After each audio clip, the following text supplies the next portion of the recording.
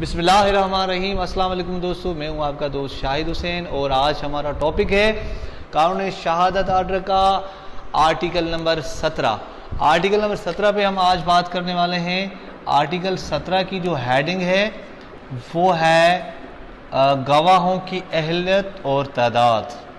गवाहों की अहलियत और तादाद, competence and number of witness.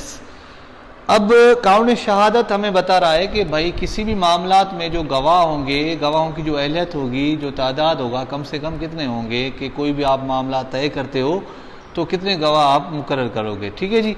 अच्छा, इसमें ये है कि पहली पैराग्राफ में तो ये बता रहा है कि भाई गवाहों की अहलियत और तादाद बिल्कुल उस तरह होगी जो हमें कुरान और सुन्नत बता रहा है। ठीक है। हाँ, अगर हद लागू होने से मुतल्लिक किसी खास कानून में कोई खास हुक्म जब तक ना हो तो उसी तरह होगी जैसे हमें कुरान और सुन्नत बता रहा है। अब इसकी दो पॉइंट है। नंबर अलिफ, एक पॉइंट अलिफ में ये है कि माली मामलात में तहरीरी दस्तावेजात में कम से कम 2 मर्द गवाह मुकर्रर किया जाए। ठीक है जी।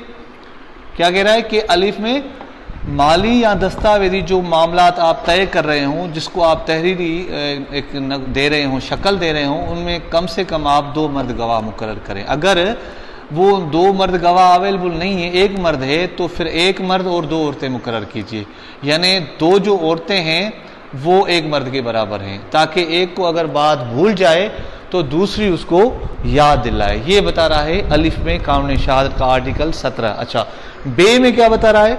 बे में ये बता रहा है कि बाकी जो तमाम मामलात हैं, मिसाल के तौर पर कोई क्रिमिनल केसेस है या और कोई मामलात हैं, उसमें अदालत केस की नोयत के हिसाब से अगर एक मर्द औरत है, एक औरत गवाह है, एक मर्द गवाह है, तो वो 2 गवाहों के बराबर होंगे। केस पे डिपेंड करता है।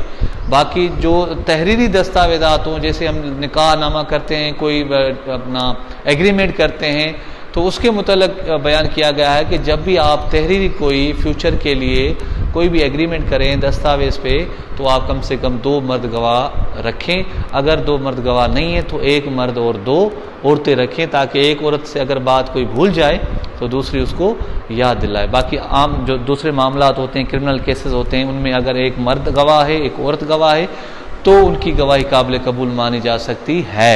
ठीक है जी।